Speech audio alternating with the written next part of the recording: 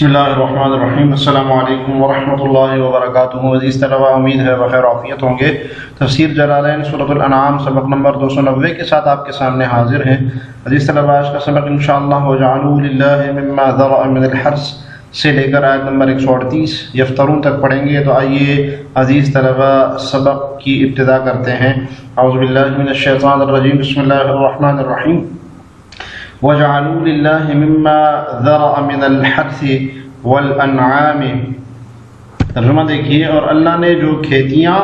اور چوپائیں پیدا کیے ہیں ان لوگوں نے ان میں سے اللہ کا بس ایک حصہ مقرر کیا ہے۔ وَجَعَلُوا لِلَّهِ، اور حصہ مقرر کیا ہے للہ اللہ کے لیے، مِمَّا ذَرَأَ مِنَ الْحَرْثِ وَالْأَنْعَامِ، جو کھیتیاں اور چوپائیں اللہ نے پیدا کیے ہیں، نصیباً ایک حصہ۔ فقالوا هذا للہ بزعمہم، چنانچہ بزعم خود یوں کہتے ہیں کہ یہ حصہ تو اللہ کا ہے، وهذا لشرکائنا، اور یہ ہمارے ان معبودوں کا ہے۔ فما كان لشرکائہم فلا يصل الى اللہ، پھر جو حصہ ان کے شریکوں کو ہوتا ہے وہ تو کبھی اللہ کے پاس نہیں پہنچتا۔ وما كان للہ فهو يصل الى شرکائہم، اور جو حصہ اللہ کا ہوتا ہے وہ ان کے گھڑے ہوئے معبودوں کو پہنچ جاتا ہے۔ ساء ما يحکمون، ایسی بری بری باتیں ہیں جو انہوں نے طے کر رکھی ہے، یا انہوں نے کیا ہی بری تجویز نکال رکھی ہے، وہ کیا ہی برا فیصلہ کرتے ہیں۔ جی، مشرکین مکہ کا دستور تھا کہ وہ جو کھیتی باڑی کرتے تھے، جو پھل وغیرہ باغوں سے آتے تھے، اسی طریقے سے جو مویشیاں ان کے پاس ہوتی تھی اور بچے پیدا کرتے تھے، اور جتنے بھی باقی تمام اموال تھے، ان میں سے ایک حصہ اللہ تعالیٰ کے لیے مقرر کیا تھا اور ایک حصہ اپنے بتوں کے لیے۔ تو اللہ تعالیٰ کے لیے جو حصہ انہوں نے مقرر کیا ہوتا تھا وہ مہمانوں کو، مسکینوں کو کھلایا کرتے تھے، ان پر صرف کیا کرتے تھے، اور جو حصہ بتوں کے لیے انہوں نے مختص کیا ہوتا تھا تو وہ یہ نوکروں چاکروں کے لیے کرتے تھے، اور جو خانہ کعبہ کی خدمت گزار لوگ تھے ان پر یہ صرف کیا کرتے تھے۔ تو اب ایسا ہوتا، ان کی عادت تھی کہ اللہ تعالیٰ کے لیے انہوں نے جو حصہ مقرر کیا ہوتا اس میں سے اگر کچھ حصہ بتوں کے حصے میں شامل ہو جاتا تو اس کو پھر علیحدہ نہیں کرتے، اس کو شامل رہنے دیتے، اور بہانے کے طور پر کہتے کہ اللہ تعالیٰ تو غنی ہے، اللہ تعالیٰ کو حصے کی کیا ضرورت، تو اگر کچھ حصہ بتوں کے حصے میں آ گیا تو کیا ہوا۔ لیکن اس کے برعکس اگر معاملہ ہوتا کہ اگر بتوں کے حصے میں کچھ حصہ اللہ کے حصے میں سے شامل ہو جاتا تو پھر اس کو فوراً نکال لیتے اور کہتے کہ یہ تو حاجت مند ہے۔ اس پر یہ آیت نازل ہوئی جس میں مشرکین کو ملامت کی گئی ہے، اور جنہوں نے بدعتیں، شرک، کفر پھیلایا تھا اور دوسری مخلوقات کو جو ہے اللہ تعالیٰ کے ساتھ شریک ٹھہرایا تھا، تو مذمت ہے اس میں۔ جی، وجعلوا ای کفار مکہ،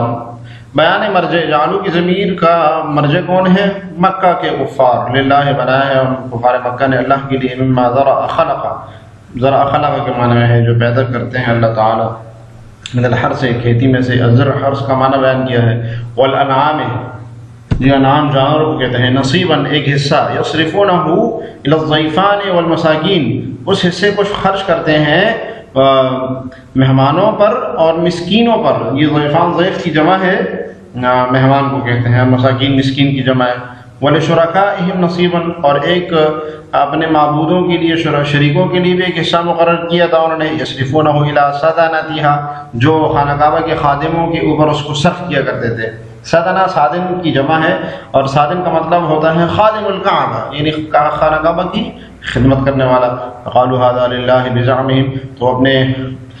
بزعم خود کہتے کہ اللہ کے لیے ہے۔ بالفتح والضم، بالفتح والضم سے زعم جو ہے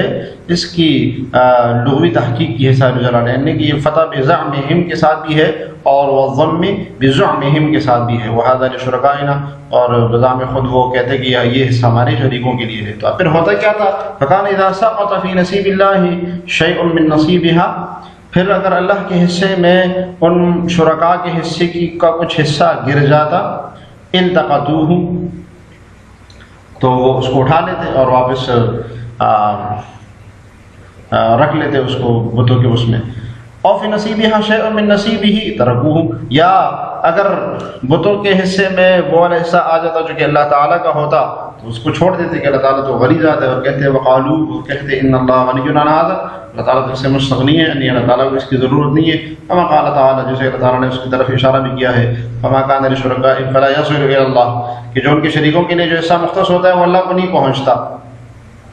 یعنی کہ شریکوں کے حصے میں اللہ کا حصہ اگر مل جائے تو پھر اس کو نہیں اٹھاتے. ای لجہت، یعنی اللہ تعالیٰ کی جہت میں واپس نہیں آتا. وما کان للہ، لیکن جو اللہ تعالیٰ کے لیے ہوتا ہے فهو یصل الی شرکائہم، جو ان کے شرکاء کو پہنچ جاتا ہے. یعنی ان کے شریکوں کا حصہ اگر اللہ کے حصے میں گر جائے تو پھر وہ واپس شرکاء کے حصے میں ڈال لیتے ہیں. بئس، بہت ہی برا ہے، ساء ما یحکمون، جو یہ فیصلہ کرتے ہیں. حکمہم ھذا، یہ مفہوم مخصوص بضم کا بیان کہ بہت ہی برا فیصلہ کرتے ہیں وہ. وکذالک زین لکثیر من المشرکین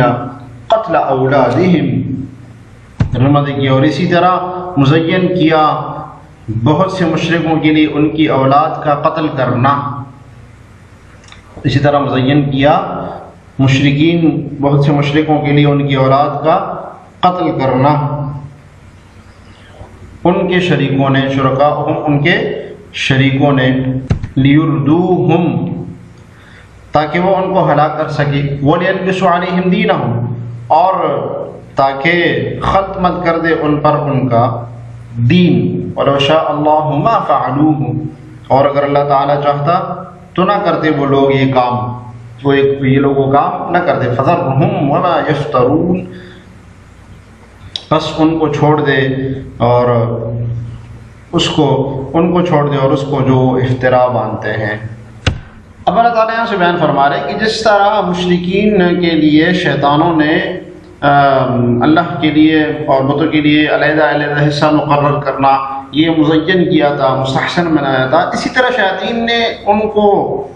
ان کے ایک اور فعل کو بھی ان کی نظر میں بڑا مستحسن اور بڑا اچھا بنایا تھا، اور وہ یہ کہ افلاس کے خوف سے اپنے اولاد کو قتل کر دیں اور لڑکیوں کو زندہ درگور دیں، اس خوف سے کہ سسرالی رشتہ آئے گا پھر ہمیں عار ملے گی. تو اب اس جہالت میں مبتلا کرنے کا مقصد کیا تھا؟ ایک مقصد تو یہ تھا کہ مشرکین کو ابدی ہلاکت میں ڈالنا تھا اور تاکہ وہ ہمیشہ جہالت میں رہے، اور دوسرا مقصد یہ تھا کہ ان پر ان کا دین مشتبہ ہو جائے. اس طرح بات تفصیل دیکھیے اس کی. وَكَذَلِكَ كَمَا زُيِّنَ لَهُم مَا ذُكِرَ، جیسے کہ مزین کیا گیا ان کے لیے جو ذکر کیا گیا. زینا، مزین ہوا لِكَثِيرٍ مِّنَ الْمُشْرِكِينَ، بہت سے مشرکوں کے لیے قتل اولادہم، اپنی اولاد کو قتل کرنا. قتل اولادہم کی صورت بتانے صاحب جلالین بالوعد، زندہ درگور کرنا، بچوں کو زندہ درگور کر دیتے. شرکاءہم، مزین کیا ان کے شرکاء نے ان کے لیے، من الجن، وہ ان کے شرکاء کون تھے؟ جنات میں سے، یعنی جنات شیاطین جو ہوتے تھے، مراد شیاطین ہیں، وہ ان کو مزین کرتے تھے کہ اپنے اولاد کو قتل کر لو، تم یہ تو بھوک سے مر جائیں گے. اب وَكَذَلِكَ زُيِّنَ لِكَثِيرٍ مِّنَ الْمُشْرِكِينَ، یہ آیت قراءت کے حوالے سے اہمیت کی حامل آیت ہے، اور اس میں مختلف قراءتیں ہیں، متعدد قراءتیں ہیں. ایک تو یہ قراءت ہے جو کہ ہم پڑھتے ہیں زَيَّنَ لِكَثِيرٍ مِّنَ الْمُشْرِكِينَ قَتْلَ أَوْلَادِهِمْ شُرَكَاؤُهُمْ، اس صورت میں زَيَّنَ فعل معلوم ہوگا اور لِكَثِيرٍ مِّنَ الْمُشْرِكِينَ یہ اس کے متعلق ہوگا. اس کا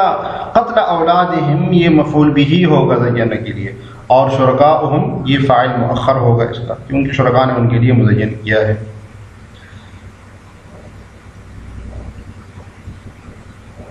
ایک تو یہ قراءت ہے. دوسری قراءت مجہول والی ہے، وہ ہے زُيِّنَ لِكَثِيرٍ مِّنَ الْمُشْرِكِينَ، مجہول، فعل مجہول پڑھیں گے. اس صورت میں زُيِّنَ فعل مجہول ہوگا، اور قتل اولادہم، قتل مرفوع ہوگا اس صورت میں، قتل اس صورت میں مرفوع ہوگا، یعنی کہ نائب فاعل بنے گا زُيِّنَ کے لیے. اور اولادہم